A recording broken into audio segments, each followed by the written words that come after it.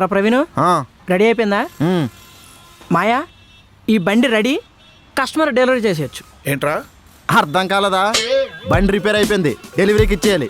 రే జిడ్డు, గురుగారు ఈ బండి హెడ్లైట్ కంప్లైంట్ అని కదరా గ్యారేజ్కి వచ్చింది. కరెస్ట్ రేయ్, ఇంజిన్ రిపేర్ చేయడం ఏంట్రా హెడ్లైట్ కంప్లైంట్ అయితే? అరేంజ్ కింద పెట్టే పద. ఎక్కడికి రా? హెడ్లైట్ కంప్లైంట్ అన్నావు కదా. అవును, షాప్కి వెళ్తున్నాం, వెళ్ళి బల్బు కొంటా, కొని హెడ్లైట్ బిగించేస్తా. బిగించండి. అలాగే టైర్లో గాలి లేదు, నోరు పెట్టి ఊదేసేయండి. ఆ సీట్ కవర్ చినిగిపోయింది, దెబ్బను వేసి కుట్టేసేయండి. ఇలా ఉన్నారేంట్రా మీ అమ్మ కడుపుల మాడ? ఒక్క పని రాదు. ఇలా అయితే నేను నా గ్యారేజ్ ఏమైపోవాలరా? ఖర్చులు ఎలా గడుస్తాయి, అప్పులు ఎలా తీరుతాయి? అలా అయితే పని చేద్దాం. ఏంటి? గ్యారేజ్ అమ్మేద్దాం. మంచి పని.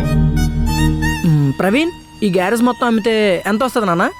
6, 9 లెక్కేస్తండి. అయ్యో తుస్సు. ఎవరు లెక్కేహాడు? నేను లెక్కేహానా మాయా? నేను లెక్కేహానా? ఎవడి గ్యారేజీ ఎవడమ్మేస్తాడ్రా?